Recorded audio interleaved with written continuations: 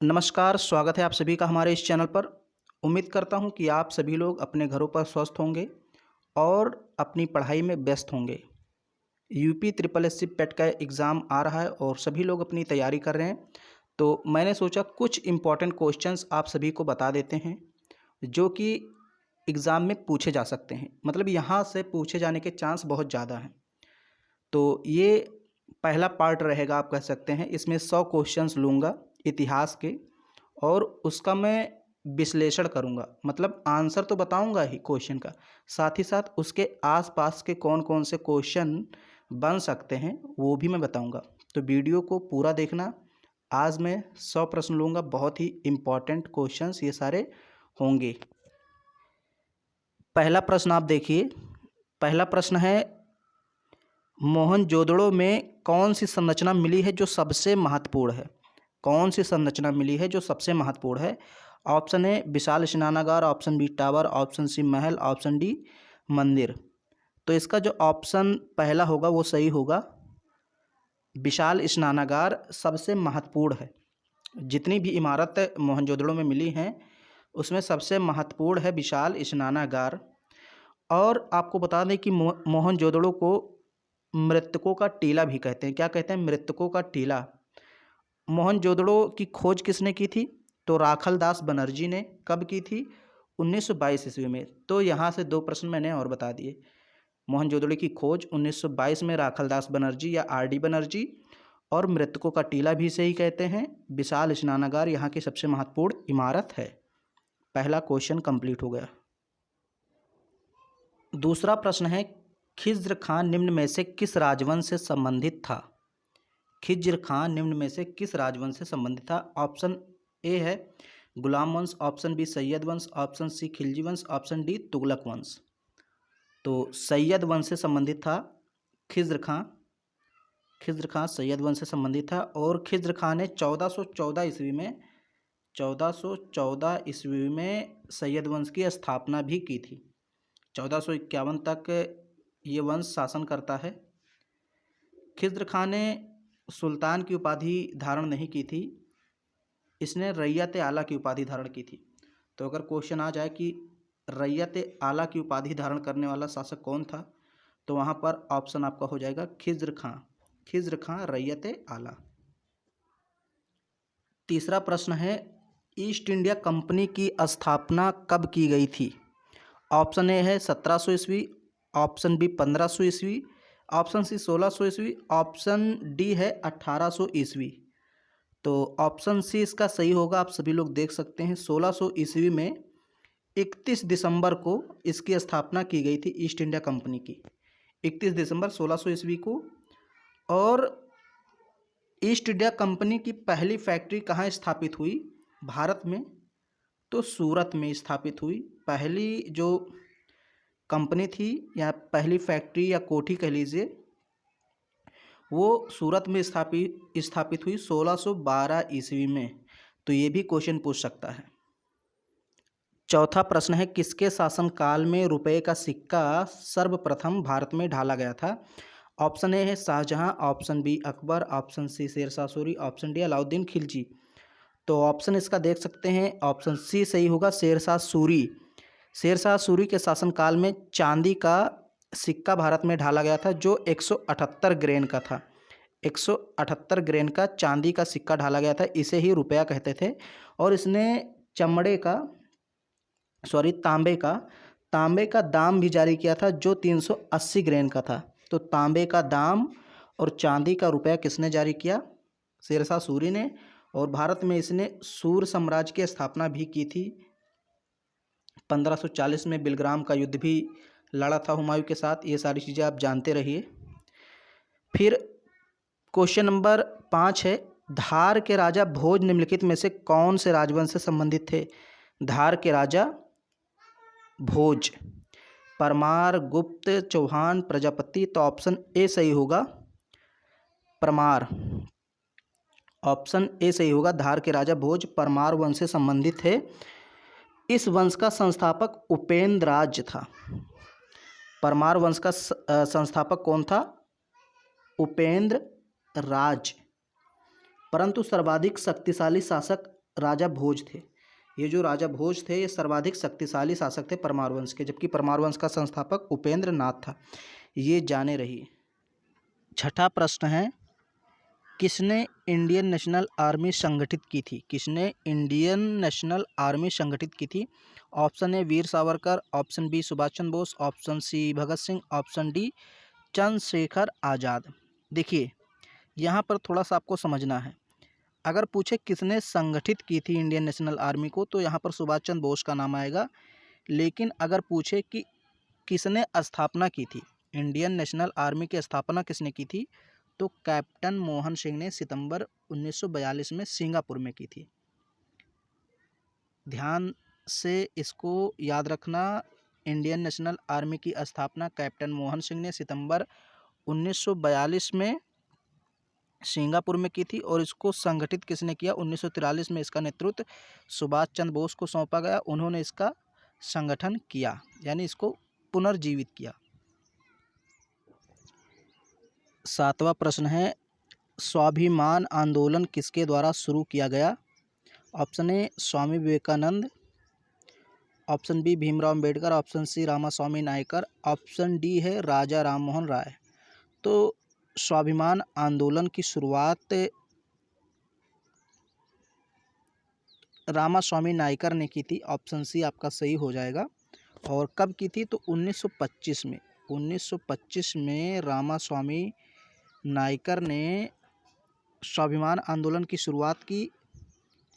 और 1925 ईस्वी में इन्होंने ही कांग्रेस के पद से इस्तीफा भी दे दिया था। द्रविड़ आंदोलन के जनक भी थे। अगर आपसे पूछ ले कि द्रविड़ आंदोलन के जनक कौन थे, द्रविड़ आंदोलन के जनक कौन थे, तो वहाँ पर नाम आएगा रामास्वामी नायकर का।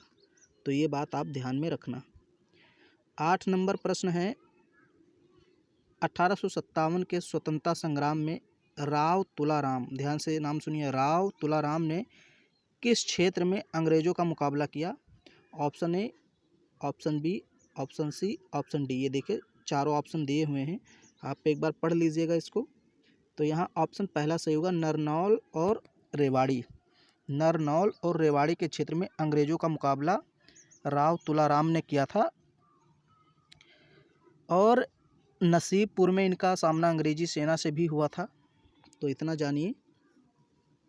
इनकी मृत्यु 1862 में अफ़गानिस्तान में हुई थी। इनको हरियाणा का राजनायक भी कहा जाता है।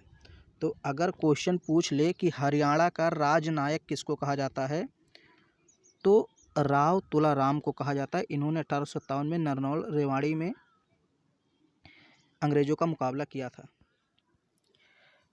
9 नंबर का प्रश्न है, वर्ण का जाति से कोई लेना देना नहीं है, यह कथन किसका था? जवाहरलाल नेहरू ऑप्शन ए है, ऑप्शन बी है सरदार Vallabh Bhai Patel, option C Mahatma Gandhi, option D Lokmanya Tilak. तो वर्ण का जाति से कोई लेना देना नहीं है, ये बात कही थी महात्मा गांधी जी ने। ऑप्शन सी सही होगा। और कहाँ पर कही थी? महात्मा गांधी जी ने अपनी साप्ताहिक पत्रिका हरिजन में कही थी। हरिजन नामक एक इनकी साप्ताहिक पत्रिका थी। इसी में इन्होंने जाति प्रथा वर्ण व्यवस्था का विरोध किया और इन्होंने कहा वर्ण का जाति से कोई लेना देना नहीं है। 10 नंबर का प्रश्न है, कलाम ए नैरंग किसके द्वारा लिखी गई है? Option A Syed Ghulam Bhik, option B Murari Lal Sharma, option C Allama Mohammad, option D Altaf Hussain Hali. तो यहाँ पर देखिए मैंने स्टार लगा रखा है, जो आंसर सही हैं तो आप लोग समझ सकते हैं पहले ही। सैयद गुलाम भिक के द्वारा ये संकलन किया गया कलमा नैरंग का, एक पुस्तक आप कह सकते हैं इसको।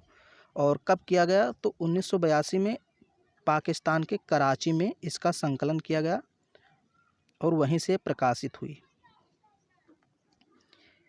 11 नंबर का प्रश्न है, साइमन कमीशन को भारत कब भेजा गया? ब्रिटेन से साइमन कमीशन को भारत कब भेजा गया? वर्ष 1937, 1928, 1917, 1958। तो इसका ऑप्शन बी सही होगा, 1928 में भेजा गया। हालांकि साइमन कमीशन के गठन का जो प्रस्ताव था ये वर्ष 1919 के भारतीय परिषद अधिनियम की समीक्षा के लिए किया गया था। 1928 में भेजा गया और इसमें एक भी व्यक्ति शामिल नहीं था। जो साइमन कमीशन भारत में आया इसमें एक भी भारतीय शामिल नहीं था, इसलिए भारतीयों ने इसका विरोध किया। साइमन गो बैक का नारा दिया गया और इसको वाइट मैन कमीशन भी कहा जाता है। साइमन कमीशन को वाइट मैन कमीशन क्यों कहा जाता है? क्योंकि इसमें सारे के सारे वाइट लोग थे। वाइट मतलब सफ़ेद लोग, यानी गोरे थे, सारे अंग्रेज थे, कोई भारतीय नहीं था, इसलिए इसको वाइट मैन कमीशन कहा जाता है। और इसी का विरोध करते हुए लाला लाजपत राय के ऊपर लाठी चार्ज हुई थी, आप सभी को पता है। और 30 अक्टूबर 1928 को लाला लाजपत राय की मृत्यु हो गई थी। तो ये आप जाने रहिए। 12 नंबर का प्रश्न है, बाबर ने लोदियों को फिर डॉट डॉट है के प्रथम युद्ध में हराया। मतलब बाबर ने लोदियों को किस युद्ध में हराया था? Option A Panipat, option B Gujarat, option C Kurukshetra, option D Delhi. तो बाबर ने लोदियों को पानीपत के प्रथम युद्ध में हराया था। यहाँ पर पानीपत लिखा जाएगा, तो ऑप्शन ए सही हो जाएगा। पानीपत के प्रथम युद्ध में हराया था। कब हुआ था? 21 अप्रैल 1526 को हरियाणा के पानीपत में ये युद्ध हुआ था। और इसमें बाबर ने इब्राहिम लोदी को हरा करके लोदी वंश का खात्मा कर दिया और मुगल वंश की नींव डाल दी थी। तो ये आप याद रखिए। फिर यहाँ पर है नागार्जुन कौन थे? 13 नंबर का प्रश्न है, नागार्जुन कौन थे? ऑप्शन ए एक यूनानी शासक, ऑप्शन बी एक वैदिक ऋषि, ऑप्शन सी एक जैन भिक्षु, ऑप्शन डी एक बौद्ध दार्शनिक। तो नागार्जुन एक बौद्ध दार्शनिक था, ऑप्शन डी सही होगा। और बौद्ध धर्म जो था उसकी दो शाखाएं थी, हीनयान महायान। तो ये महायान संप्रदाय का दार्शनिक था। इसकी एक रचना भी है, प्रज्ञा पारमिता सूत्र। प्रज्ञा पारमिता सूत्र जो रचना है ये नागार्जुन की है। 14 नंबर प्रश्न है, हर्षवर्धन की मृत्यु के बाद किन राजाओं ने कन्नौज पर शासन किया? Option A Mughal, option B Rashtrakuta, option C Pratihara, option D Chola. तो यहाँ पर जब हर्षवर्धन की मृत्यु हो गई तो कन्नौज पर प्रतिहार वंश ने शासन किया, ऑप्शन सी सही होगा। प्रतिहार, इनको गुर्जर प्रतिहार वंश भी कहते हैं, प्रतिहारों को गुर्जर प्रतिहार वंश भी कहते हैं। और इनकी उत्पत्ति कैसे हुई? तो गुर्जरों की एक शाखा थी जिसकी उत्पत्ति गुजरात व दक्षिण पश्चिमी राजस्थान में हुई थी। और प्रतिहारों के अभिलेखों में इन्हें श्री राम के जो छोटे भाई लक्ष्मण थे उनका वंशज बताया जाता है। तो जो प्रतिहार के शासक थे ये अपने आप को लक्ष्मण का वंशज बताते हैं। फिर यहाँ 15 नंबर का प्रश्न है, स्वतंत्र भारत के प्रथम भारतीय व अंतिम भारतीय गवर्नर कौन थे? ये यहाँ पर थोड़ा सा मिस्टेक है। स्वतंत्र भारत के प्रथम व अंतिम भारतीय गवर्नर, मतलब प्रथम भी थे अंतिम भी थे, कौन थे? तो Chakravarti C Rajagopalachari, Lord Mountbatten, Narasimha Ramaswamy, CR। तो स्वतंत्र भारत के प्रथम व अंतिम भारतीय गवर्नर जनरल थे चक्रवर्ती राजगोपालाचारी, यानी चक्रवर्ती राजगोपालाचारी। यहाँ पर ऑप्शन ए आपका सही हो जाएगा। 1857 की प्रथम स्वतंत्रता क्रांति या जो प्रथम स्वतंत्रता संग्राम हुआ था, इसके बाद किस आंदोलन ने ब्रिटिश राज की नींद उड़ा दी? ये 16 नंबर का प्रश्न है, इसको समझिए थोड़ा सा। 1857 की प्रथम स्वतंत्रता संग्राम हुआ, उसमें तो अंग्रेज़ों की नींद उड़ गई, लेकिन उसको अगर छोड़ दें तो क्या कोई भारत में ऐसा आंदोलन हुआ जिसने ब्रिटिश राज की नींद उड़ा दी? ब्रिटिश को ऐसा लगने लगा कि अब हमारा बोरिया बिस्तरा यहाँ से उठ जाएगा लगता है। तो कौन सा आंदोलन था? ऑप्शन ए स्वदेशी आंदोलन, option B home rule league आंदोलन, ऑप्शन सी रोलेट सत्याग्रह यानी रोलेट एक्ट के विरोध में एक आंदोलन चलाया था महात्मा गांधी जी ने, ऑप्शन डी असहयोग आंदोलन। तो इसका जो आंसर होगा ऑप्शन डी होगा, असहयोग आंदोलन। 1857 ईस्वी के प्रथम स्वतंत्रता संग्राम के बाद असहयोग आंदोलन ने पहली बार अंग्रेज़ों की नींद तक उड़ा दी थी। और इस आंदोलन की शुरुआत 1 अगस्त 1920 को महात्मा गांधी जी के नेतृत्व में हुई। 1 अगस्त 1920 को महात्मा गांधी जी के नेतृत्व में इसकी शुरुआत हुई। इसके अंतर्गत जो सरकारी न्यायालय थे, कॉलेज थे, विदेशी वस्तुएं थीं या जो सरकारी सेवाएं थीं, इन सभी का बहिष्कार किया गया। अंग्रेज़ों को लगने लगा कि अब हमारा यहाँ पर कोई काम नहीं बनने वाला, लेकिन फिर अचानक महात्मा गांधी जी असहयोग आंदोलन वापस ले लेते हैं 1922 में। ये मैं आपको जब डिटेल में बताऊंगा तो वहाँ पर आपको पढ़ाऊंगा।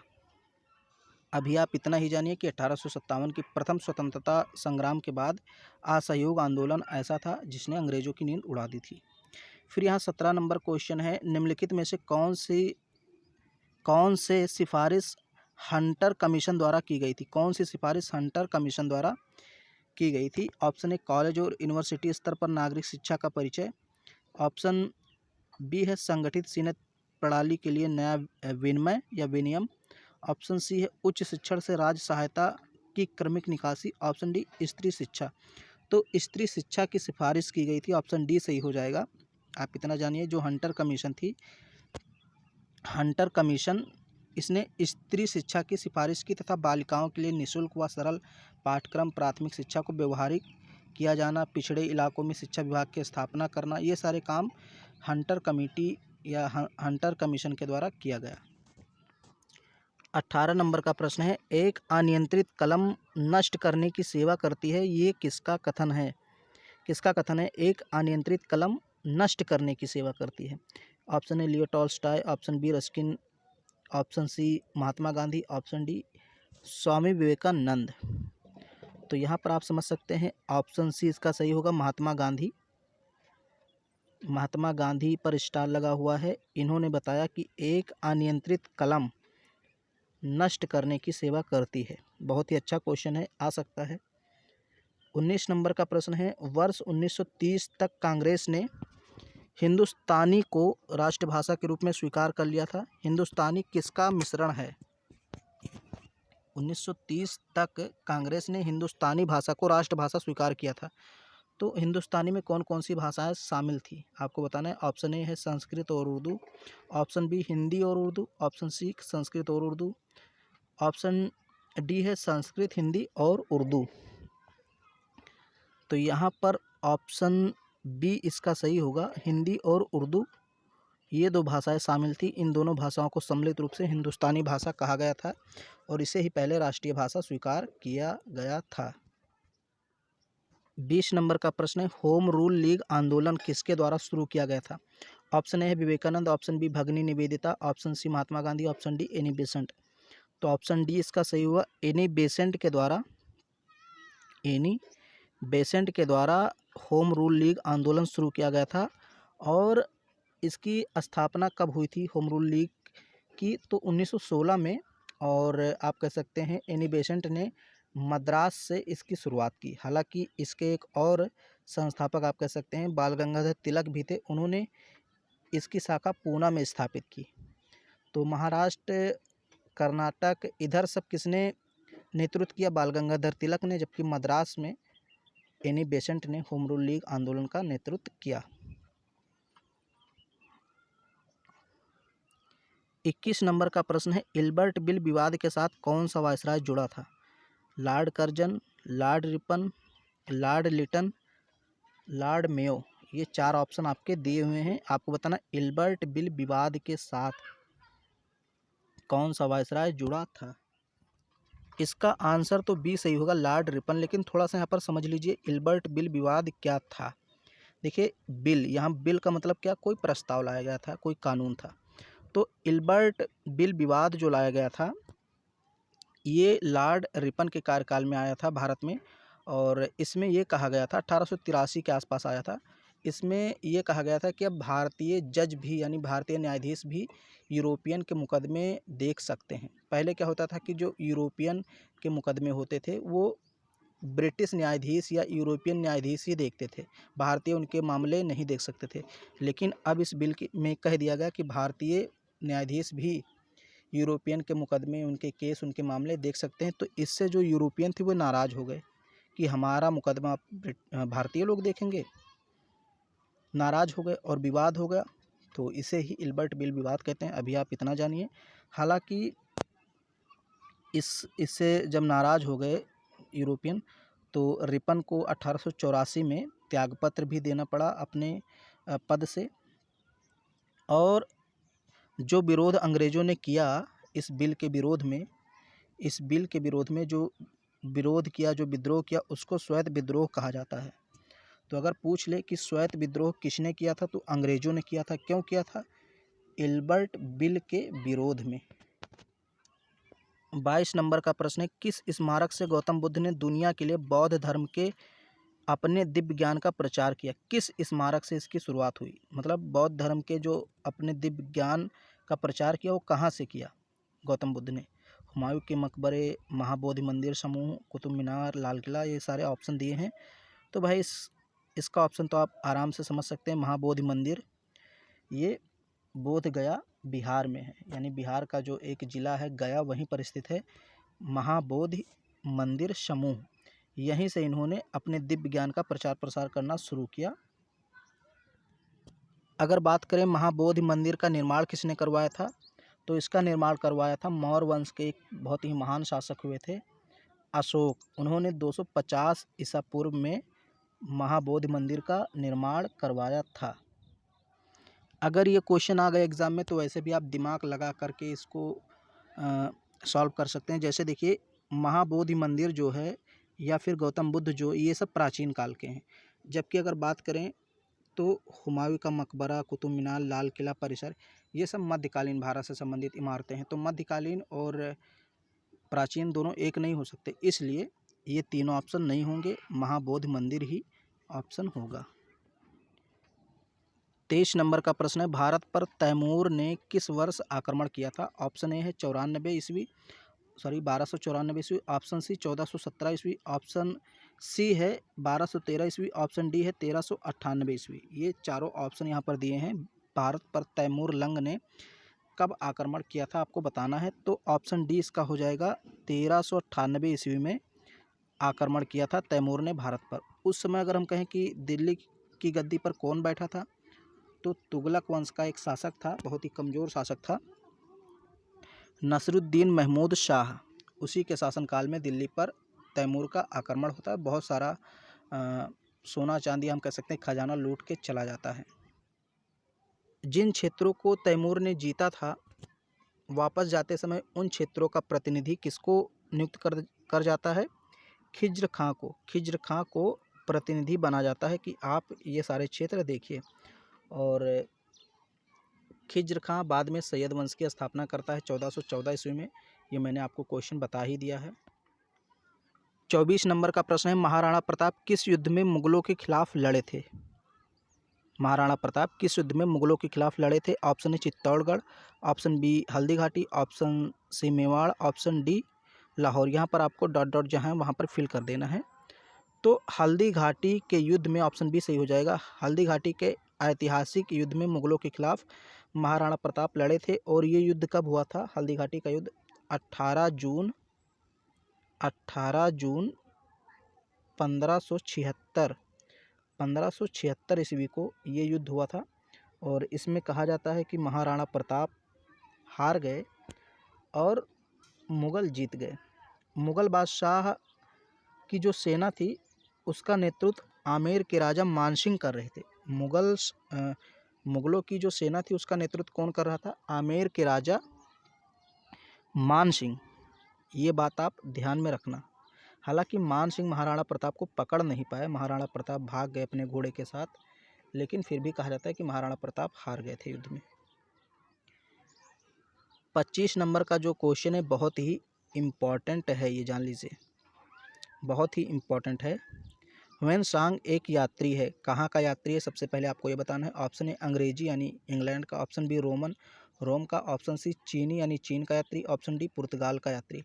तो कहाँ का यात्री है आपको बताना है। तो ये चीनी यात्री था, आप सभी को पता है। ह्वेनसांग एक चीनी यात्री था, ऑप्शन सी सही होगा। कभी कभी ये क्वेश्चन पूछ लेता है कि ह्वेनसांग किसके शासनकाल में भारत में आया था? तो हर्षवर्धन के शासनकाल में भारत में आया था, हर्षवर्धन के शासनकाल में आया था और भारत में लगभग 15 वर्षों तक रहा। 26 नंबर का प्रश्न है, भारतीय स्वतंत्रता आंदोलन की ग्रैंड ओल्ड लेडी किसे कहा गया है? भारतीय स्वतंत्रता आंदोलन की ग्रैंड ओल्ड लेडी, ध्यान से सुनिए, ग्रैंड ओल्ड लेडी किसे कहा गया है? ऑप्शन ए है Mother Teresa, option B Amrit Kaur, option C Putlibai, option D Aruna Asaf Ali. तो ऑप्शन डी इसका सही होगा, स्टार लगा हुआ है। अरुणा आसफ अली को कहा जाता है भारतीय स्वतंत्रता आंदोलन की grand old lady, Aruna Asaf Ali. इन्हें वर्ष 1942 के भारत छोड़ो आंदोलन के दौरान बॉम्बे के ग्वालियर टैंक मैदान में भारतीय राष्ट्रीय ध्वज फहराने के लिए जाना जाता है? 1942 में जब भारत छोड़ो आंदोलन चल रहा था, उस समय इन्होंने बॉम्बे में राष्ट्रीय ध्वज फहराया था और ये अंडरग्राउंड रहकर भारत छोड़ो आंदोलन का नेतृत्व कर रही थी। अंडरग्राउंड मतलब भूमिगत, यानी छिपकर कर रही थी। 27 नंबर का प्रश्न बहुत ही इंपॉर्टेंट है, इसको मैं बताऊंगा, आपको लिखना भी है। चर्बी लगे कारतूस के प्रयोग से इनकार करने वाला पहला भारतीय सिपाही कौन था? ऐसा कौन सा सिपाही था जो सबसे पहले इनकार कर देता है कि हम चर्बी लगे कारतूस का प्रयोग नहीं करेंगे, चाहे हमारी जान ही क्यों न चली जाए? ऑप्शन ए है नाना साहब, option B Bahadur Shah, option C Mangal Pandey, option D Tatya Tope. तो वैसे इसका आंसर तो आप सभी को पता चल ही गया होगा, मंगल पांडे सही आंसर होगा, ऑप्शन सी। लेकिन थोड़ा सा समझ लीजिए, देखिए मंगल पांडे किस रेजिमेंट से संबंधित था? तो ये 34वीं बंगाल नेटिव इन्फेंट्री, 34वीं इनके रेजिमेंट का नाम था, 34वीं बंगाल नेटिव मतलब स्वदेशी यानी देसी, इन्फेंट्री का सिपाही था। चर्बी लगे कारतूस को मुंह से काटने से इसने मना कर दिया और इसको कहा जाता है गिरफ्तार करके 8 अप्रैल 1857 को फांसी दे दी गई। 8 अप्रैल 1857 को इसको फांसी दी गई, ये बात आप ध्यान में रखिए। और इसी के फलस्वरूप 10 मई 1857 को मेरठ में 1857 की क्रांति की शुरुआत हो गई, जो धीरे धीरे संपूर्ण भारत में फैल गई। हर एक प्रश्न को बहुत ध्यान से आपको सुनना है। देखिए 28 नंबर का प्रश्न इंपॉर्टेंट है। वंदे मातरम को पहली बार किस पुस्तक में प्रकाशित किया गया? यहाँ को होगा। वंदे मातरम को पहली बार किस पुस्तक में प्रकाशित किया गया? Option A Sitaram, option B Anand Math, option C Gitanjali, option D the Hindu. तो जो ऑप्शन बी है ये सही होगा, आनंद मठ। देखिए वंदे मातरम गीत जो है ये पहली बार 1882 में बंकिम चंद्र चटर्जी द्वारा रचित उपन्यास आनंद मठ में प्रकाशित हुआ। एक आनंद मठ उपन्यास था जिसकी रचना बंकिम चंद्र चटर्जी ने की थी, उसी में पहली बार वंदे मातरम गीत प्रकाशित हुआ। और अगर पूछे कि वंदे मातरम को सबसे पहले गाया किसने था, तो 1896 में रविंद्रनाथ टैगोर ने इसको गाया था। और इसकी अवधि कितनी है? 1 मिनट 5 सेकंड, यानी 65 सेकंड इसकी गाने की अवधि है। इस गीत की जो भाषा है संस्कृत और बंगला है, संस्कृत और बंगला इसकी भाषा है। 29 नंबर का प्रश्न है, निम्नलिखित में से किस स्थान पर ब्रिटिश नमक कानून तोड़ने के लिए गांधी जी ने समुद्री पानी से नमक बनाया? Option A Sabarmati, option B Kheda, option C Dandi, option D Kutch. तो ऑप्शन सी इसका सही होगा, डांडी, या कहीं कहीं दांडी लिखा होता है, दांडी। तो यहीं से नमक कानून गांधी जी ने तोड़ा और ये कहाँ है? गुजरात के नवसारी ज़िले में। यहीं पर महात्मा गांधी जी ने समुद्री पानी से नमक बनाया। दांडी मार्च नमक सत्याग्रह या सविनय अवज्ञा आंदोलन के रूप में प्रसिद्ध, आप सभी लोग जानते हैं, 1930 में हुआ। 12 मार्च 1930 को अपने 78 अनुयायियों के साथ ये चलते हैं और 6 अप्रैल 1930 को दांडी में पहुंचकर नमक कानून तोड़ते हैं, सविनय अवज्ञा आंदोलन की शुरुआत करते हैं। तो 12 मार्च 1930 को 78 अनुयायी के साथ साबरमती आश्रम से चलते हैं और पहुंच जाते हैं 6 अप्रैल 1930 को दांडी में। वहीं पर समुद्री पानी से नमक बनाते हैं और नमक कानून आंदोलन तोड़ देते हैं। 30 नंबर क्वेश्चन है, 483 ईसा पूर्व में प्रथम बौद्ध संगीति राजगृह में हुई, इसकी अध्यक्षता किसने की? देखिए इसने यहाँ पर एक चीज़ आपको बता ही दी पहले, 483 में प्रथम बौद्ध संगीति हुई थी, ये भी बता दिया। कहाँ हुई थी? राजगृह में हुई थी, ये भी बता दिया। बस आपसे पूछ ये रहा है कि इसकी अध्यक्षता किसने की? मोगलीपुतिस ने, महाकश्यप ने, वसुमित्र ने, महासंघिक ने। इतने सारे ऑप्शन आपको दे रखे हैं, तो महाकश्यप जो था, ऑप्शन बी आपका सही हो जाएगा, महाकश्यप। इसने प्रथम बौद्ध संगीति की अध्यक्षता की थी राजगृह में 483 ईसा पूर्व में, लगभग जब महात्मा बुद्ध की मृत्यु हुई उसके कुछ समय बाद ही। फिर यहाँ 31 नंबर का प्रश्न है, 31 नंबर का प्रश्न है, किसने बंगाल में स्थायी बंदोबस्त की शुरुआत की? Option A Lord Curzon, option B Lord William Bentinck, option C Lord Dalhousie, option D Lord Cornwallis. तो लॉर्ड कॉर्नवालिस ने बंगाल में स्थायी बंदोबस्त की शुरुआत की थी, और ये कब की थी? 1793 में। मतलब लॉर्ड कॉर्नवालिस उसमें भारत का गवर्नर जनरल था और इसी ने शुरुआत की थी। बंगाल प्रेसिडेंसी में सबसे पहले ये व्यवस्था लागू की गई। स्थायी बंदोबस्त की शुरुआत सबसे पहले बंगाल में लॉर्ड कॉर्नवालिस ने की थी। 32 नंबर प्रश्न है, आगरा शहर किसने स्थापित किया?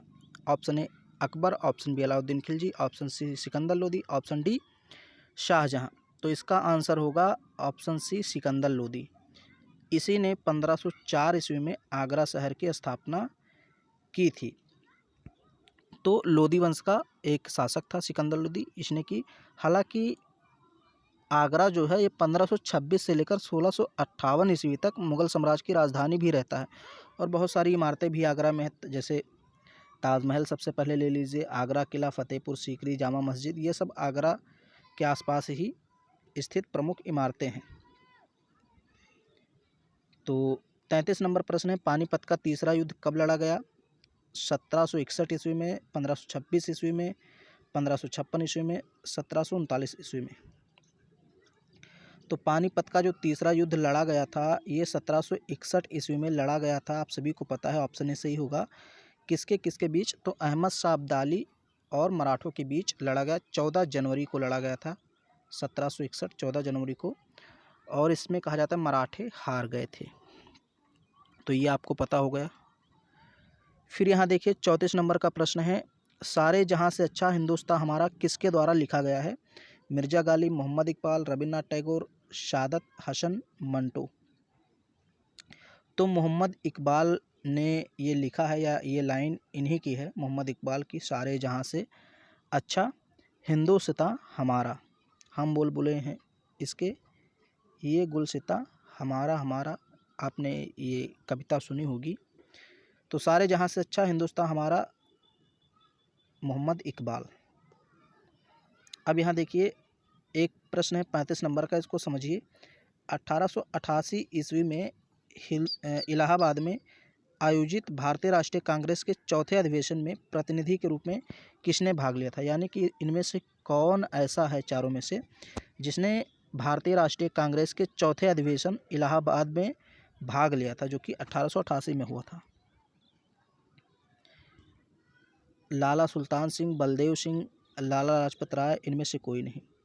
तो यहाँ पर ऑप्शन सी सही होगा, लाला लाजपत राय ने भाग लिया था। लेकिन थोड़ा सा यहाँ पर समझ लीजिए कि यहाँ से कैसे कैसे प्रश्न पूछ सकता है। देखिए सबसे पहला प्रश्न तो यही पूछेगा जैसे दिया है कि किसने भाग लिया, तो लाला लाजपत राय।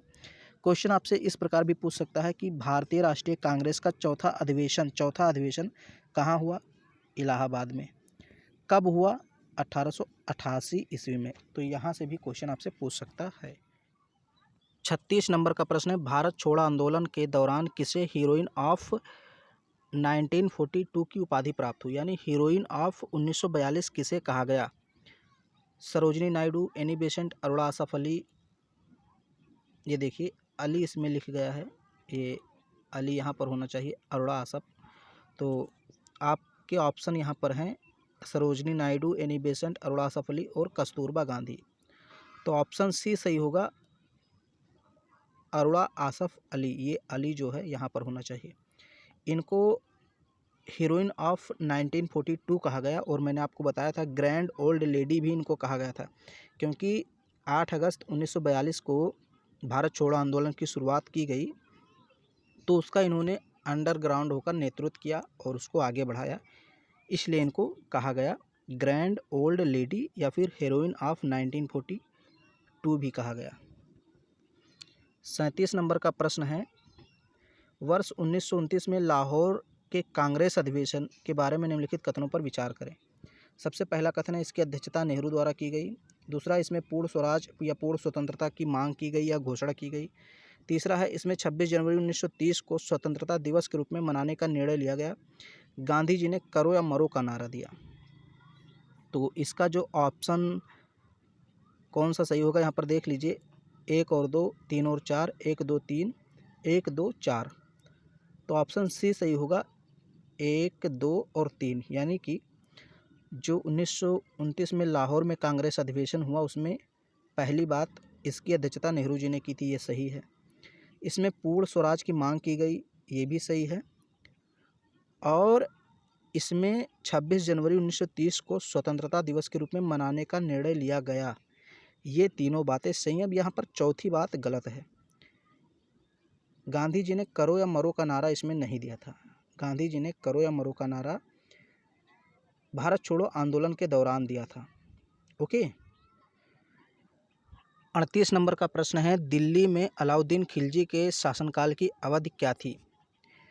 ऑप्शन है 1296 से 1316 ईस्वी। फिर यहाँ पर ये 3-4 ऑप्शन और दिए हुए हैं, तो इसको आप देख लीजिएगा। यहाँ पर सिर्फ अवधि पूछी है तो पहला ही सही हो जाएगा। 1296 से 1316 ईस्वी तक अलाउद्दीन खिलजी ने शासन किया। ये खिलजी वंश का खिलजी वंश का शासक था, खिलजी वंश का। और खिलजी वंश की स्थापना जलालुद्दीन खिलजी ने की थी। जलालुद्दीन खिलजी ने खिलजी वंश की स्थापना की 1290 में। 1290 से 96 तक जलालुद्दीन खिलजी ने शासन किया। फिर 1296 से 1316 तक अलाउद्दीन खिलजी आ जाता है। तो अलाउद्दीन खिलजी जलालुद्दीन खिलजी का भतीजा भी था, दामाद भी था, ये भी जाने रहिए। फिर यहाँ पर है 39 नंबर का प्रश्न, बक्सर का युद्ध कब लड़ा गया था या कब हुआ था? 1796, 1564, 1764, 1989। 1764 ईस्वी को बक्सर का युद्ध लड़ा गया था। 1764 ईस्वी को 22 अक्टूबर को, ये भी जाने रहिए, 22 अक्टूबर 1764 को ईस्ट इंडिया कंपनी एवं भारत के मुगल बादशाह शाह आलम द्वितीय, बंगाल के तत्कालीन नवाब मीर कासिम तथा अवध के नवाब शुजाउद्दौला, इन तीनों की संयुक्त सेनाओं के बीच हुआ था। समझ लीजिए, एक तरफ तो थी अंग्रेजी सेना ईस्ट इंडिया कंपनी और दूसरी तरफ 3 लोग मिले हुए थे, यानी कि मुगल बादशाह शाह आलम द्वितीय थे, बंगाल के जो नवाब थे मीर कासिम और अवध के नवाब शुजाउद्दौला। इन तीनों ने मिलकर बक्सर का युद्ध लड़ा अंग्रेजों के खिलाफ, लेकिन हार गए। इस युद्ध में अंग्रेजी सेनाओं ने संयुक्त सेनाओं को हरा दिया। बक्सर युद्ध के पश्चात अंग्रेजों को बिहार, बंगाल, उड़ीसा की दीवानी प्राप्त हुई। ये भी प्रश्न पूछ सकता है कि किस युद्ध के बाद अंग्रेजों को बंगाल, बिहार, उड़ीसा की दीवानी यानी राजस्व वसूलने का अधिकार प्राप्त हुआ? तो बक्सर का युद्ध था। और बंगाल में द्वैध शासन की शुरुआत भी हो गई। फिर यहाँ पर 40 नंबर का प्रश्न है, राजा हर्षवर्धन ने एक प्रसिद्ध नाटक लिखा, उसका नाम क्या था? महाभारत, नागानंद, रामायण, भारतंजलि। ये यहाँ पर अलग अलग लिखा है, भारतंजलि। तो यहाँ पर देखिए ऑप्शन दिया भी नहीं है, मतलब यहाँ पर स्टार नहीं लगा, लेकिन ऑप्शन बी आपका सही होगा, नागानंद। हर्षवर्धन की जो रचना है वो नागानंद है। हर्षवर्धन की ये जो रचना है संस्कृत में लिखी गई है और 5 अंकों में लिखा गया है। 5 अंकों में ये नाटक लिखा गया है। 41 नंबर प्रश्न है, सिविल सेवा किसके शासनकाल में प्रारंभ की गई? Option A Lord Canning, option B Lord Curzon, option C Lord Cornwallis, option D Lord Dalhousie. तो यहाँ पर थोड़ा सा देख लीजिए, सही से समझ लीजिए। लॉर्ड कॉर्नवालिस को मतलब माना जाता है कि भारत में इन्होंने शुरुआत की थी सिविल सेवा की। लेकिन अगर बात करें सबसे पहले सिविल सेवा को किसने शुरुआत किया, तो वॉरेन हेस्टिंग्स का नाम आता है। लेकिन यहाँ पर ऑप्शन में वॉरेन हेस्टिंग्स नहीं दिया है, इसलिए यहाँ पर हम लॉर्ड कॉर्नवालिस को कहेंगे, क्योंकि भारत में सिविल सेवा का जन्मदाता इसे ही कहा जाता है। हालांकि शुरुआत वॉरेन हेस्टिंग्स ने की थी, ये भी आप ध्यान में रखिए। हो सकता है लॉर्ड कॉर्नवालिस ना दे करके हेस्टिंग्स दे दे, तो आप इसको ध्यान में रखिएगा। 42 नंबर का प्रश्न है, सूरदास निम्नलिखित में से किस मुगल शासक के समकालीन थे? Option A Shahjahan, option B Akbar, option C Humayun, option D Babur. तो सूरदास ऑप्शन बी अकबर के शासनकाल के मतलब समय थे, यानी कि उसी के समकालीन थे। सूरदास सभी लोग जानते हैं, कहा जाता है ये अंधे थे और ये कृष्ण के उपासक थे, सगुण भक्तिधारा के प्रमुख कवि थे और इनकी कई रचनाएं हैं, जैसे सूर सागर, सूर सारावली, साहित्य लहरी, नल दमयंती, ये सारी इनकी रचनाएं हैं। तो ये अकबर के समकालीन थे, ये बात ध्यान में रखिएगा। 43 नंबर का प्रश्न है, 1857 की क्रांति के दौरान मुगल शासक बहादुर शाह जफर को किसने गिरफ्तार कर लिया था? Captain Hodson, John Nicholson, sir Hugh Rose, Colin Campbell. तो ऑप्शन ए यहाँ पर सही होगा, कैप्टन हडसन। इन्होंने 1857 की क्रांति के दौरान मुगल बादशाह बहादुर शाह जफर को गिरफ्तार कर लिया था। झांसी, कानपुर, लखनऊ, आगरा, यहाँ सब इसकी चिंगारी फैली हुई थी 1857 की क्रांति। तो बहादुर शाह जफर दिल्ली से इसका नेतृत्व कर रहे थे और कहा जाता है कि कैप्टन हडसन ने इनको गिरफ्तार कर लिया और इनको रंगून भेज दिया। अंग्रेज़ों ने बहादुर शाह जफर को कहाँ भेजा? रंगून, यानी म्यांमार में भेज दिया। वहीं पर इनकी मृत्यु हो गई। बहादुर शाह जफर अंतिम मुगल सम्राट भी थे, क्योंकि इनके बाद मुगल सम्राट का एकदम नाश हो गया। फिर यहाँ पर 44 नंबर का प्रश्न है, पत्नी पति की बंधुआ दासी नहीं। ध्यान से समझिए, पत्नी पति की बंधुआ दासी नहीं है, पति की तरह अपना रास्ता चुनने के लिए स्वतंत्र है। ये किसका कथन है? तो यहाँ पर ऑप्शन है BR अम्बेडकर, महात्मा गांधी, सरदार पटेल, राजा राम मोहन राय। महात्मा गांधी जी ने ये बात कही थी कि जो पत्नी होती है वो पति की दासी नहीं होती है, वो भी अपना रास्ता चुन सकती है स्वतंत्र होकर। तो ये बात महात्मा गांधी जी ने कही थी। 45 नंबर का क्वेश्चन है, सविनय अवज्ञा आंदोलन वर्ष 1930 में शुरू हुआ, लेकिन कहाँ शुरू हुआ ये आपको बताना है। Option A Bardoli, option B Champaran, option C Dandi, option D Mumbai. ये 4 ऑप्शन हैं। तो यहाँ पर ऑप्शन सी इसका सही होगा, दांडी।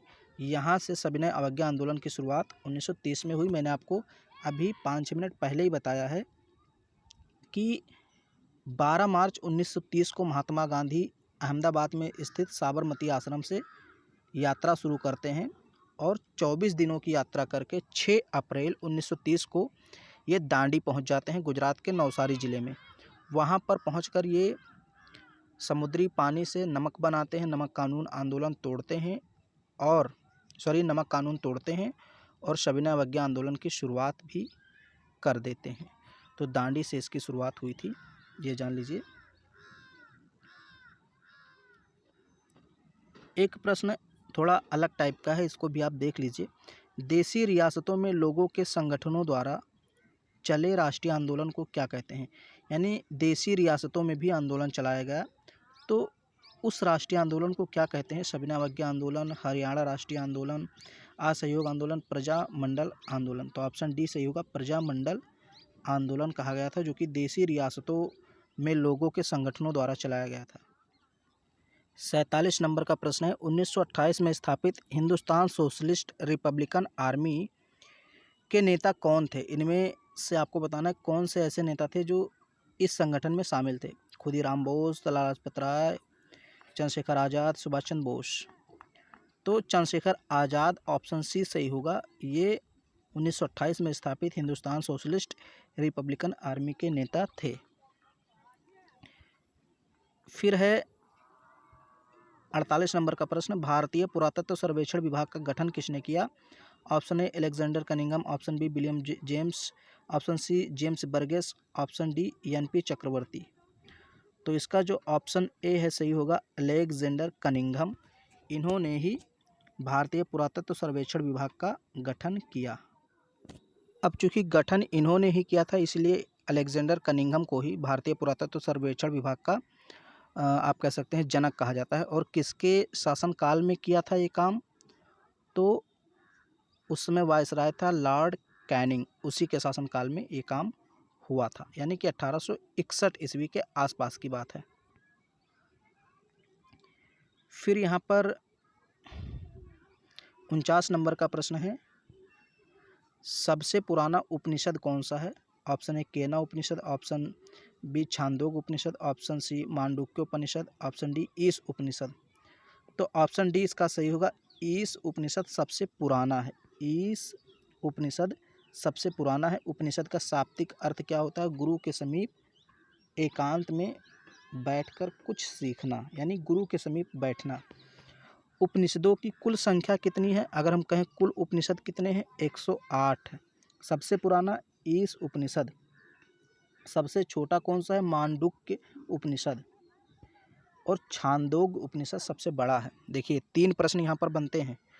सबसे छोटा मांडुक्य उपनिषद, सबसे बड़ा छांदोग्य उपनिषद और सबसे पुराना ईश उपनिषद है। 50 नंबर का प्रश्न है, ये देखिए थोड़ा सा इम्पॉर्टेंट है। दिल्ली सल्तनत का सही क्रम क्या है? अब इसमें देखिए ऑप्शन बहुत सारे दिए हैं, मैं जो सही है वो बता देता हूँ।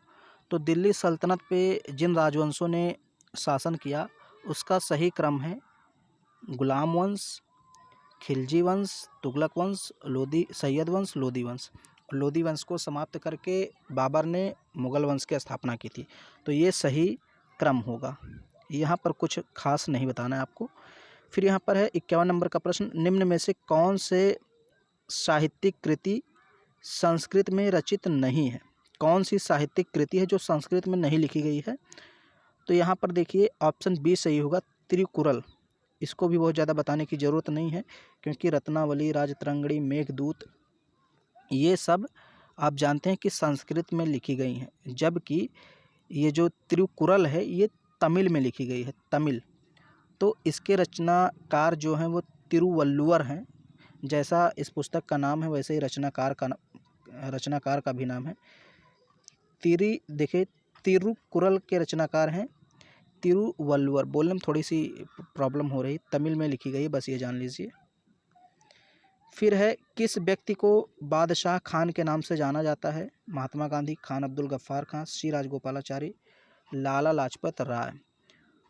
तो यहाँ पर ऑप्शन बी आपका सही हो जाएगा, खान अब्दुल गफ्फार खान।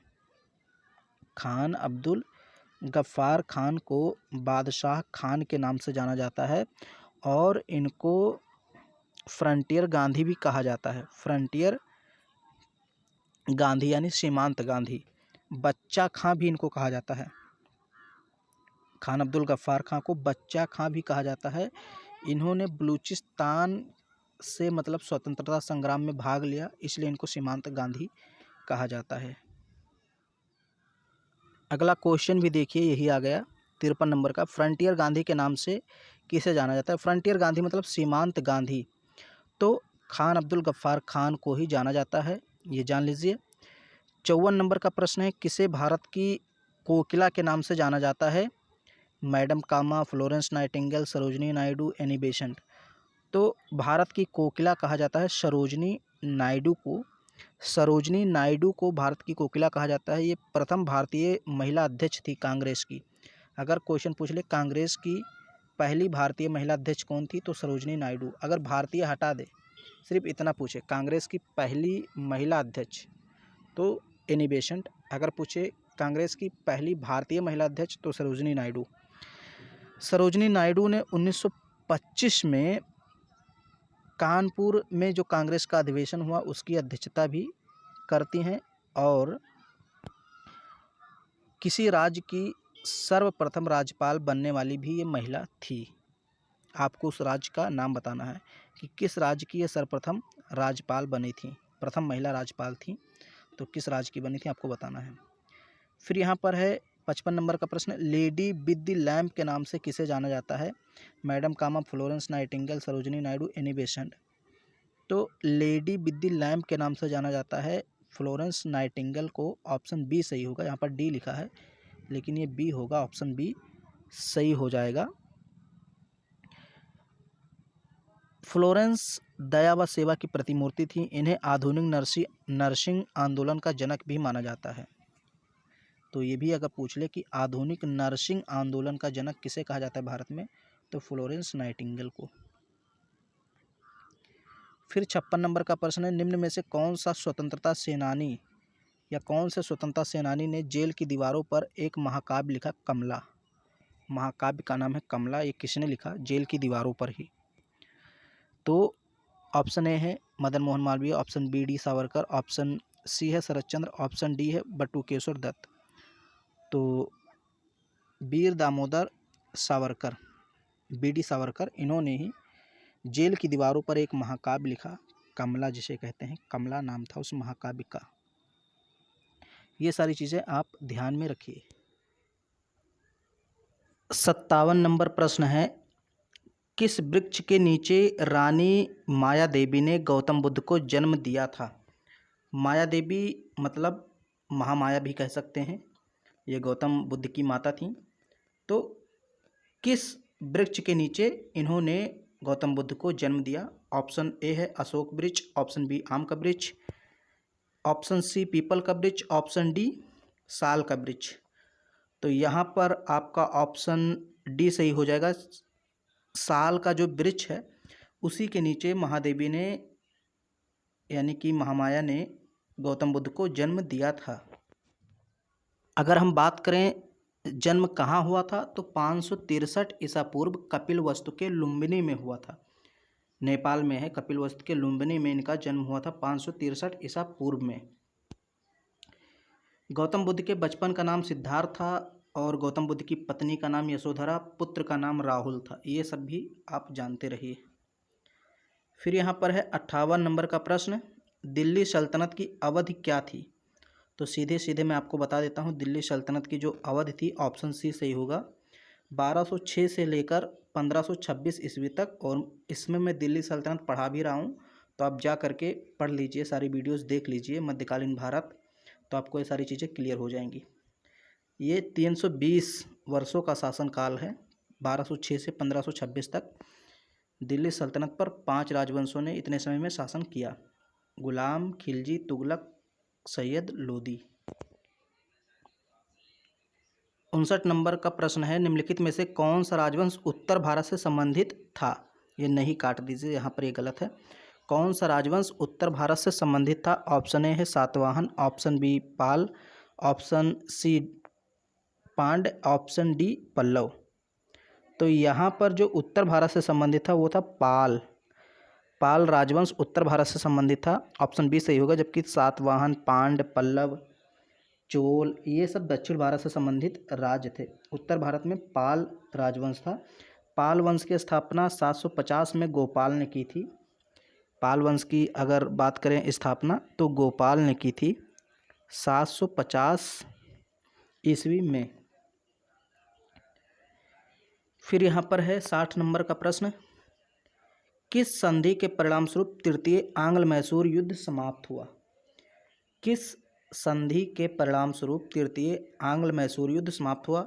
ऑप्शन ए श्रीरंगपट्टनम की संधि, ऑप्शन बी पुरंदर की संधि, ऑप्शन बी पुरंदर की संधि, ऑप्शन सी इलाहाबाद की संधि, ऑप्शन डी सालबाई की संधि।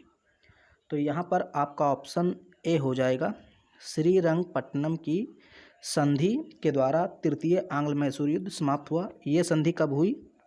1792 में हुई। 1792 ईस्वी में तृतीय आंग्ल मैसूर युद्ध समाप्त हुआ और श्रीरंगपट्टनम की संधि हुई। शासक टीपू सुल्तान और ब्रिटिश ईस्ट इंडिया कंपनी की तरफ से कॉर्नवालिस के बीच ये युद्ध हुआ था और संधि भी हुई। इस युद्ध में कहा जाता है मराठों और हैदराबाद के निजामों ने अंग्रेज़ों का साथ दे दिया। श्रीरंगपट्टनम की संधि के अनुसार टीपू को अपना आधा राज्य, भारी युद्ध हार जाना और बहुत कुछ देना पड़ा, उसका आधा राज्य चला गया। तो ये संधि बहुत महत्वपूर्ण थी। जो मैं बोलता हूँ उसको आप लिखते रहिए, क्योंकि यहाँ पर लिखना थोड़ा संभव नहीं है, नहीं तो मैं लिख भी देता। फिर है भारत किस ईस्वी में ब्रिटिश साम्राज्य के प्रत्यक्ष शासन के अधीन आ गया? यानी भारत में ब्रिटिश का प्रत्यक्ष शासन कब से शुरू हुआ? 1857, 1858, 1859, 1856। तो यहाँ पर जो ऑप्शन बी है वो सही होगा, 1858। जब 1857 में क्रांति हुई और जब ये क्रांति का दमन कर दिया गया, तो ब्रिटेन की जो रानी होती थी उन्होंने सीधे शासन करना शुरू कर दिया, यानी प्रत्यक्ष शासन शुरुआत हो गया 1858 ईस्वी में। फिर यहाँ पर है 62 नंबर का प्रश्न, किस ईस्वी में इंग्लैंड की रानी को भारत की महारानी घोषित किया गया? किस ईस्वी में? यहाँ पर ऑप्शन है 1877, 78, 76 और 75। तो ऑप्शन सी यहाँ पर होगा सही। 1876 में इंग्लैंड की रानी को भारत की महारानी घोषित कर दिया गया। जो महारानी विक्टोरिया थी उनको घोषित कर दिया गया। फिर यहाँ पर है 63 नंबर का प्रश्न, होम रूल लीग के संस्थापक कौन थे या कौन थी? Option A Sarojini Naidu, option B Annie Besant, option C Joseph Baptista, option D Mohammad Ali Jinnah. तो ऑप्शन बी सही होगा, Annie Besant home rule league आंदोलन की संस्थापक थी और इस आंदोलन का उद्देश्य था स्वराज प्राप्त करना। फिर यहाँ पर 64 नंबर का प्रश्न है, किस वेद में बीमारियों का उपचार दिया गया है? Option A Atharvaveda, option B Samaveda, option C Rigveda, option D Yajurveda. तो यहाँ पर ऑप्शन पहला ही सही होगा आपका, अथर्ववेद में बीमारियों का उपचार दिया गया है। इसके अतिरिक्त अगर हम बात करें तो बीमारियों का उपचार, वशीकरण, जादू टोना, भूत प्रेत बाधा एवं विभिन्न प्रकार की औषधियों का वर्णन अथर्ववेद में किया गया है। इस वेद की अधिकांश रचनाएं बुरी आत्माओं तथा प्रेतमाओं से मुक्ति का मार्ग बताती हैं। अथर्ववेद में जनमानस से लोकप्रिय के विश्वासों, अंधविश्वासों का भी वर्णन है। एक और है ऋग्वेद। यहाँ पर देखिए ऋग्वेद ये सबसे प्राचीन वेद है, इसके बारे में भी जान लीजिए। ईष्ट देवताओं को समर्पित है। यजुर्वेद की अगर बात करें तो जो यजुर्वेद है इसमें यज्ञों के नियम विधानों इनका संकलन है। सामवेद में यज्ञों के समय गाए जाने वाले गीतों का संकलन है, यानी कि मंत्रों का। सामवेद में यज्ञ के समय गाए जाने वाले गीत या मंत्र जो भी हैं उनका संकलन है। यजुर्वेद में किसका संकलन है? यज्ञ के समय जो कर्मकांड किए जाते हैं, विधान किए जाते हैं उनका। ये सारी चीज़ें भी आप जाने रहिए। 65 नंबर का प्रश्न है, अहमदनगर की किस रानी ने बादशाह अकबर का विरोध किया था? Option A Rani Durgavati, option B Zeenat Mahal, option C Chand Bibi, option D Razia Sultan. तो रजिया सुल्तान तो दिल्ली सल्तनत की है, ये तो हटा दीजिए। यहाँ पर ऑप्शन सी आपका सही होगा, चांद बीबी। चांद बीबी इन्होंने ही अकबर का विरोध किया। जब अकबर ने दक्षिण की ओर जाना चाहा, अपना प्रसार करना चाहा, तो इन्होंने विरोध किया। और चांद बीबी अहमदनगर के हुसैन निजाम शाह प्रथम की पुत्री थी एवं बुरहानुल मुल्क की बहन भी थी। हालांकि 1599 ईस्वी में ये मारी जाती हैं विद्रोह में। 66 नंबर का प्रश्न है, गुरु नानक देव जी ने सिख धर्म की स्थापना किस शताब्दी में की थी? 12वीं शताब्दी में, 13वीं, 14वीं या फिर 15वीं शताब्दी में? तो ऑप्शन डी सही होगा, 15वीं शताब्दी में गुरु नानक देव जी ने सिख धर्म की स्थापना की। और अगर इनके जन्म की बात करें तो 15 अप्रैल 1469 में तलवंडी, पंजाब पाकिस्तान में इनका जन्म हुआ था। पंजाब जो कि पाकिस्तान वाला पंजाब, उसमें एक ज़िला है, हम कह सकते हैं, एक स्थान का नाम है तलवंडी। वहाँ पर 1469 ईस्वी में इनका जन्म हुआ। और सिख धर्म में गुरु नानक देव सहित कुल 10 गुरु हुए, आप सभी को पता है। अंतिम गुरु गोविंद सिंह जी थे। अंतिम गुरु कौन थे सिख धर्म के? गोविंद सिंह।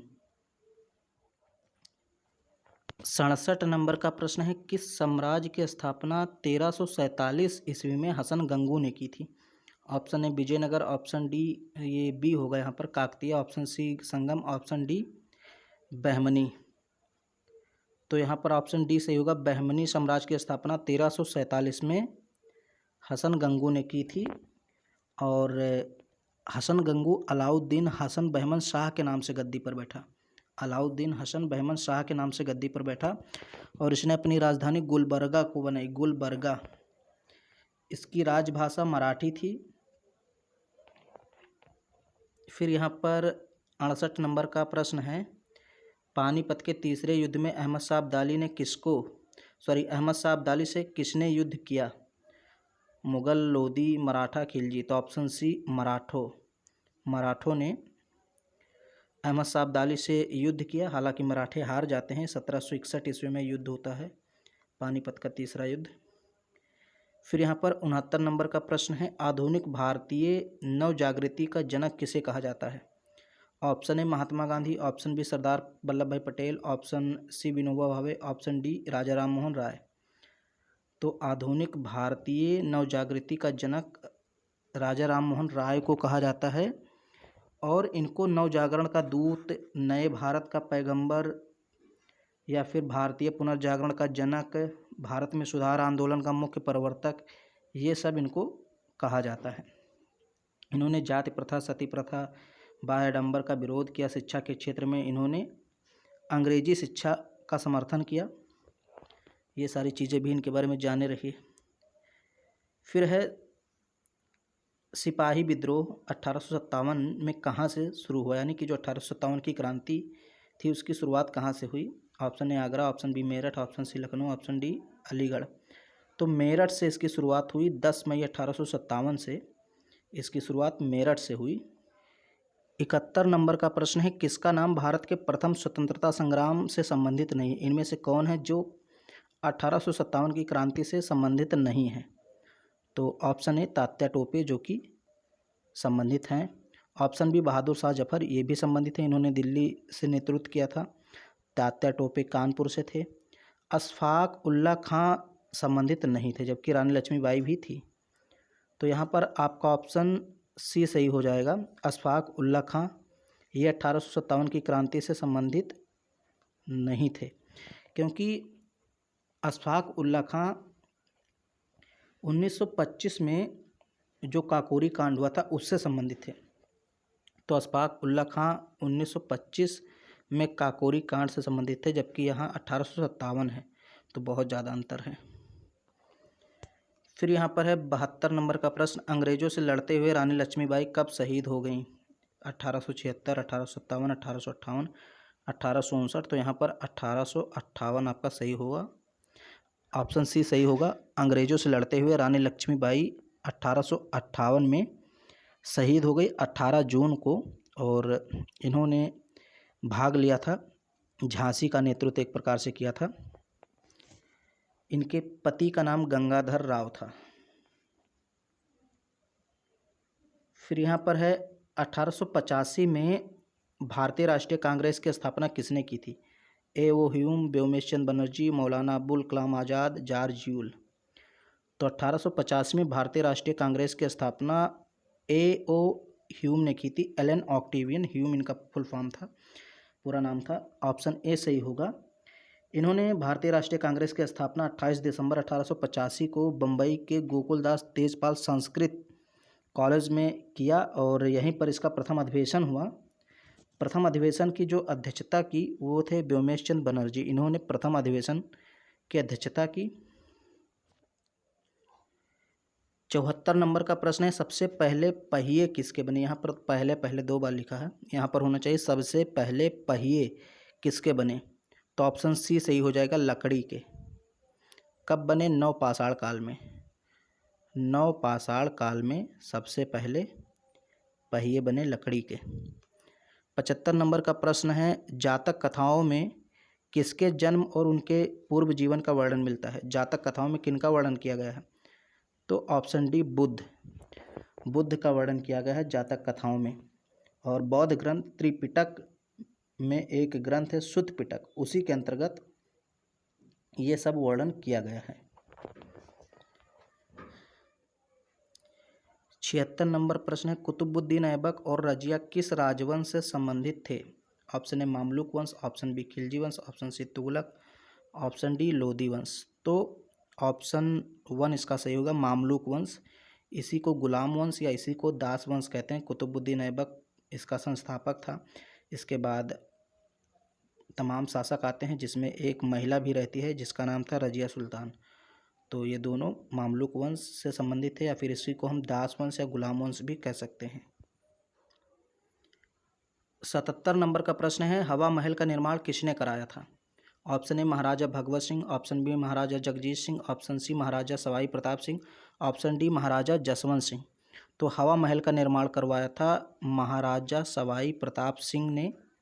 और कब करवाया था, तो 1799 ईस्वी में कराया था। हालांकि इसके वास्तुकार थे लाल चंद्र उस्ताद। इसको किसने बनाया था, तो लाल चंद्र उस्ताद, लेकिन बनवाया किसने था? तो महाराजा सवाई प्रताप सिंह। इसको हवा महल इसलिए कहा जाता है क्योंकि इस महल में बहुत सारी खिड़कियां हैं, तो इसलिए इसके अंदर जब जाएंगे आप तो बहुत ज़्यादा एसी टाइप का आपको महसूस होगा, लगेगा आप एसी में हैं। तो हवा महल ऐसा नहीं कि यह हवा में उड़ रहा है, बस इसमें खिड़की बहुत है हवा के लिए, तो बहुत अच्छा महसूस होगा अंदर जाएंगे आप तो। फिर है मद्रास में वेद समाज की स्थापना किस वर्ष की गई? तो 1864 ईस्वी में की गई वेद समाज की स्थापना मद्रास में। मद्रास को आज हम लोग चेन्नई कहते हैं। और किसने की? केशव चंद्र सेन ने। केशव चंद्र सेन ने वेद समाज की स्थापना 1864 में की।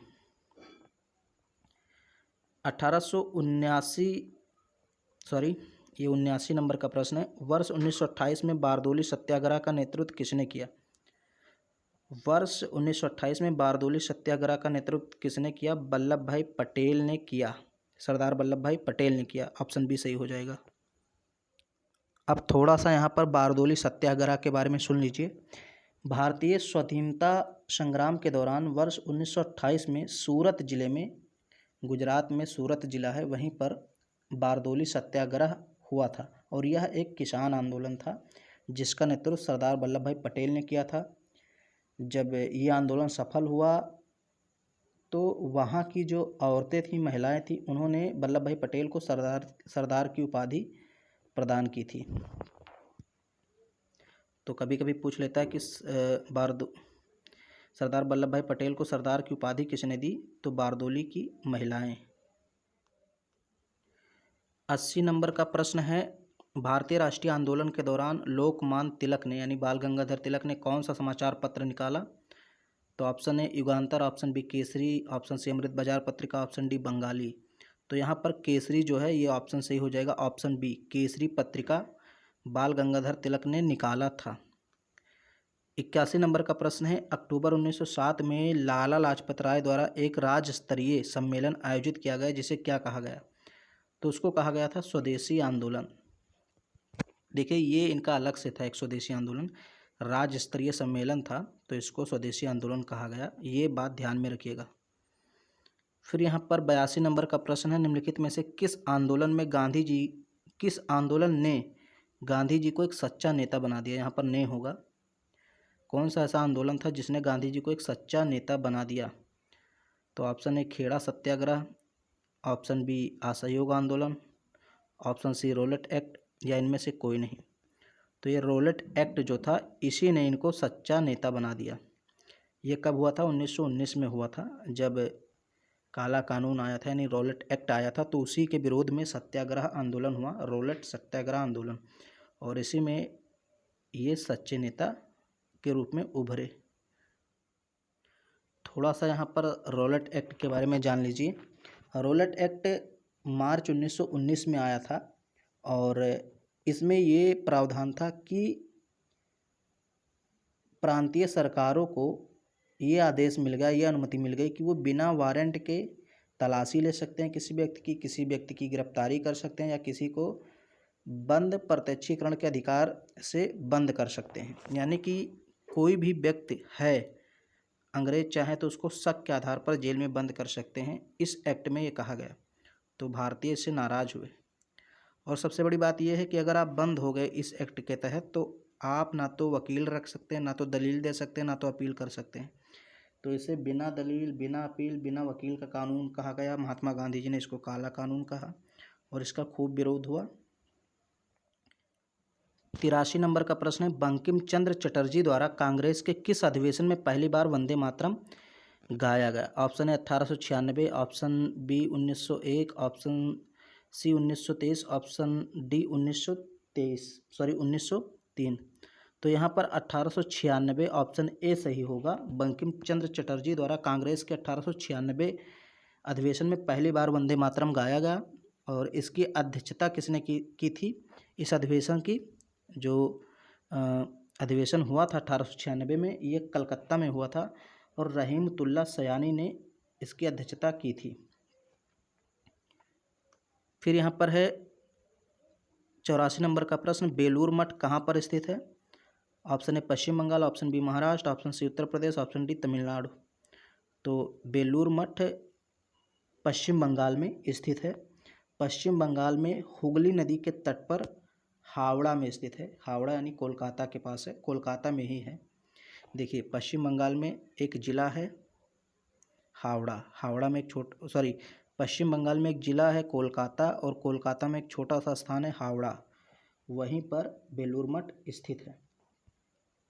रामकृष्ण मिशन का मुख्यालय भी बेलूर मठ ही है। फिर यहाँ पर 85 नंबर का प्रश्न है, खानवा का युद्ध कब लड़ा गया?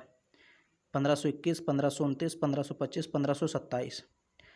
तो खानवा का युद्ध लड़ा गया 1527 में, और किसके किसके बीच? तो इब्राहिम लोदी और राणा सांगा के बीच लड़ा गया। 17 मार्च 1527 को लड़ा गया। राजपूत शासक राणा सांगा एक तरफ थे, मुगल बादशाह बाबर एक तरफ थे। इस युद्ध में कहा जाता है राणा सांगा की हार हुई, संपूर्ण भारत में हिंदू राज्य की स्थापना करने का उसका सपना टूट गया, और इस युद्ध में विजय के बाद बाबर ने गाजी की उपाधि धारण की थी और जिहाद का नारा दिया था। तो अगर पूछे बाबर ने गाजी की उपाधि किस युद्ध को जीतने के बाद धारण की, या जिहाद का नारा कब दिया? तो खानवा युद्ध को जीतने के बाद। फिर यहाँ पर है प्रथम मुस्लिम राजवंश जिसने भारतीय उपमहाद्वीप पर 84 वर्षों तक शासन किया। तो इसमें गुलाम वंश होगा, ऑप्शन बी। ये मैंने आपको पढ़ाया है, गुलाम वंश आप जाके पढ़ लीजिए चैनल पे। 84 वर्ष तक किसने शासन किया? दिल्ली राजवंश का पहला राजवंश था, यानी दिल्ली सल्तनत का पहला राजवंश। उपनिषदों में किस भाषा का प्रयोग हुआ है? तो ऑप्शन ए संस्कृत भाषा का प्रयोग हुआ है उपनिषदों में। और उपनिषद कितने हैं? तो 108 हैं, मैंने आपको बताया था। सबसे पुराना उपनिषद ईश उपनिषद है, सबसे छोटा मांडूक उपनिषद है, सबसे बड़ा छांदोग उपनिषद। ये सब जाने रहिए। 88 नंबर का प्रश्न है, स्वतंत्रता आंदोलन के दौरान निम्नलिखित में से कौन सा क्रांतिकारी दार्शनिक बन गया? ये बढ़िया प्रश्न है। स्वतंत्रता आंदोलन के दौरान निम्नलिखित में से कौन सा दार्शनिक था जो कौन सा क्रांतिकारी था जो दार्शनिक बन गया बाद में? तो यहाँ पर ऑप्शन ए है Ras Bihari Bose, option B Aurobindo Ghosh, option C V D. Savarkar, option D Satyendra Nath Bose. यहाँ पर ऑप्शन होगा अरविंद घोष। अरविंद घोष एक ऐसे क्रांतिकारी थे जो बाद में दार्शनिक बन गए। अगर बात करें तो इनकी कुछ पुस्तकें हैं, जैसे the life divine Aurobindo Ghosh की पुस्तक है। एक पुस्तक और है सिंथेसिस ऑफ योगा, तथा एक पुस्तक और है सावित्री। तो ये 3 पुस्तकें याद रखिए, the life divine, synthesis of yoga और सावित्री। ये 3 पुस्तकें हैं जिनकी रचना अरविंद घोष ने की थी, और ये ऐसे क्रांतिकारी थे जो बाद में दार्शनिक बन गए थे। 89 नंबर का प्रश्न है, बैसड़ो जनतो। ये देखिए बैसड़ो जनतो, ये एक गीत की हेडिंग है। बैसड़ो जनतो गांधी जी का प्रिय भक्ति गीत है जो उन्होंने अपने सार्वजनिक प्रार्थनाओं सभाओं में दिनचर्या में अपनाया था। ये किसके द्वारा लिखा गया? बैसड़ो जनतो किसके द्वारा लिखा गया गीत है, आपको इतना बताना है। तो ऑप्शन डी सही हो जाएगा, नरसिंह मेहता। बस इतना जानिए, नरसिंह मेहता के द्वारा लिखा गया है बैसड़ो जनतो। 90 नंबर का प्रश्न है, स्वदेशी आंदोलन की औपचारिक घोषणा कब की गई? स्वदेशी आंदोलन की औपचारिक घोषणा 7 अगस्त 1905 ईस्वी में की गई। 7 अगस्त 1905 ईस्वी में जब बंगाल विभाजन हुआ, उसके बाद स्वदेशी आंदोलन की शुरुआत हुई। फिर यहाँ पर है, आर्य समाज की स्थापना कब हुई? 91 प्रश्न है, 91वां प्रश्न। तो 1875 में आर्य समाज की स्थापना हुई। और किसने की? तो आर्य समाज की स्थापना 29 जनवरी 1875 को बम्बई में स्वामी दयानंद सरस्वती ने की थी। स्वामी दयानंद सरस्वती ने बम्बई में की थी 1875 में। बुद्ध को परिनिर्वाण कहाँ प्राप्त हुआ? बोधगया, कुशीनगर, राजगृह या वैशाली? तो बुद्ध को परिनिर्वाण प्राप्त हुआ था कुशीनगर में। कुशीनगर में आपका ऑप्शन सही होगा, ऑप्शन बी सही होगा। आप थोड़ा सा कुछ और सुन लीजिए इनके बारे में। महात्मा बुद्ध का जन्म हुआ था लुम्बिनी कपिलवस्तु नेपाल में। ज्ञान की प्राप्ति हुई थी बोधगया बिहार में। परिनिर्वाण कुशीनगर में। और प्रथम उपदेश इन्होंने कहाँ दिया, जिसको हम धर्म चक्र परिवर्तन कहते हैं, सारनाथ में दिया था प्रथम उपदेश। फिर यहाँ पर है 93 नंबर प्रश्न, गुप्त वंश के बाद पंजाब पर किसने वर्चस्व स्थापित किया? Option A Pallava, option B Kadamba. ये सब राजवंश के नाम है? ऑप्शन सी हूण, ऑप्शन डी चोल। तो हूण राजवंश ने शासन किया पंजाब पर। जब गुप्त वंश की समाप्ति हो गई तो उसके बाद हूणों ने पंजाब पर वर्चस्व कायम कर लिया। फिर है किस युद्ध से उत्तरी भारत में मुस्लिम प्रभुत्व की नींव पड़ गई? किस युद्ध से उत्तरी भारत में मुस्लिम प्रभुत्व की नींव पड़ी? तो तराइन का दूसरा युद्ध, ऑप्शन डी सही होगा। तराइन का दूसरा युद्ध। देखिए, मोहम्मद गौरी पृथ्वीराज चौहान के बीच दो युद्ध हुए। तराइन का प्रथम युद्ध 1191 में हुआ। इसमें पृथ्वीराज चौहान जीत जाते हैं, मोहम्मद गौरी हार के गजनी भाग जाता है। फिर 1192 में, एक साल बाद, तराइन का दूसरा युद्ध होता है जिसमें मोहम्मद गौरी पृथ्वीराज चौहान को हरा देता है और उत्तर भारत में मुस्लिम प्रभुत्व की स्थापना कर देता है। 95 नंबर का प्रश्न है, 1206 ईस्वी में किसने भारत में तुर्की शासन की नींव रखी थी? अकबर, बाबर, कुतुबुद्दीन ऐबक, नादिर शाह। तो 1206 ईस्वी में कुतुबुद्दीन ऐबक ने भारत में मुस्लिम साम्राज्य की नींव रखी थी, यानी तुर्की शासन की नींव रखी थी। ऑप्शन सी सही होगा। और कुतुबुद्दीन ऐबक ही गुलाम वंश का संस्थापक था। इसको लाख बख्श भी कहते हैं। 1206 से 1210 ईस्वी तक ये गुलाम वंश का शासक रहता है। 96 नंबर का प्रश्न है, पानीपत का प्रथम युद्ध किसके बीच लड़ा गया? तो मैंने एक दो बार इसको बताया भी है। इब्राहिम लोदी और बाबर के बीच लड़ा गया था 1526 में। 1526 में इब्राहिम लोदी और बाबर के बीच 21 अप्रैल को युद्ध हुआ था और इसमें इब्राहिम लोदी हार जाता है, बाबर जीत जाता है और बाबर मुगल वंश की स्थापना कर देता है। 97 नंबर का प्रश्न है, निम्नलिखित में से कौन सा आंदोलन नेतृत्वहीन था? चंपारण आंदोलन, खेड़ा सत्याग्रह, भारत छोड़ो आंदोलन, स्वदेशी आंदोलन। तो देखिए, वैसे कहा जाता है भारत छोड़ो आंदोलन की शुरुआत गांधी जी ने की थी, बट वास्तव में नेतृत्वहीन आंदोलन था। ऑप्शन सी सही होगा, क्योंकि इसका कोई पार्टिकुलर नेता नहीं था, कोई एक नेता नहीं था इसमें। गांधी जी कहते थे कि भाई इसमें सभी नेता हैं, सभी कार्यकर्ता हैं, सभी मालिक हैं। गांधी जी ने कहा कि इस आंदोलन में जितने लोगों ने भाग लिया वो सभी नेता हैं, सभी कार्यकर्ता हैं, सभी मालिक हैं। मतलब कोई एक पार्टिकुलर कार्यकर्ता या कोई नेतृत्वकर्ता नहीं था। फिर यहाँ पर है, गांधी जी ने कब साबरमती आश्रम से दांडी की ओर चलना शुरू किया? तो ये भी क्वेश्चन मैंने 2-3 बार बताया, आप पीछे वीडियो जाके देखिए, सही से पढ़े होंगे तो आपको पता होगा। 12 मार्च 1930 को इन्होंने साबरमती से चलना शुरू किया और दांडी कब पहुँचे? तो दांडी पहुँचे 6 अप्रैल 1930 को। ये 6 अप्रैल 1930 को पहुँच गए, यानी कि 24 दिन लगे इनको साबरमती से दांडी की ओर जाने में। बंगाल विभाजन की घोषणा कब हुई? 99 प्रश्न है, 99 नंबर का। तो ऑप्शन ए इसका सही होगा। बंगाल विभाजन 1905 में इसकी घोषणा हुई, बंगाल विभाजन की। ध्यान से सुनिए, घोषणा कब हुई? 19 जुलाई 1905 को, लेकिन लागू कब हुआ? 16 अक्टूबर 1905 को। 16 अक्टूबर 1905 को लागू हो गया। तो अगर यहाँ पूछता कि बंगाल विभाजन की घोषणा लागू कब हुई, तो फिर हम लोग कहते 16 अक्टूबर 1905 को। और इसी दिन पूरे बंगाल में शोक दिवस के रूप में मनाया गया, वंदे मातरम गाया गया। लास्ट प्रश्न है, यानी कि आज का इस वीडियो का लास्ट प्रश्न है, लॉर्ड डलहौजी की विलय नीति का प्रथम शिकार निम्न में से कौन हुआ? तो ऑप्शन बी सतारा। सतारा को सबसे पहले हड़पा गया, ये मध्य प्रदेश में है सतारा जिला। तो इसको 1848 ईस्वी में डलहौजी ने हड़प लिया। तो ये 100 क्वेश्चन थे। उम्मीद करता हूँ आपको 100 क्वेश्चन समझ में आए होंगे और ये बहुत ही महत्वपूर्ण प्रश्न है। मतलब पेट के एग्ज़ाम में या कोई भी एग्ज़ाम आप दे रहे हैं, अदर एग्ज़ाम है, वनडे कंपटीशन, तो वहाँ पर ऐसे प्रश्न पूछे जा सकते हैं। और हो सकता है मैं इसकी एक सीरीज़ और लाऊं, एक पार्ट और लाऊं जिसमें 100 क्वेश्चन और रहेंगे। फिलहाल आप इतना तैयार कीजिए। अगर वीडियो पसंद आती है तो इसको लाइक कीजिए, शेयर कर दीजिए। चैनल पर पहली बार आए हैं, चैनल को सब्सक्राइब जरूर कीजिए।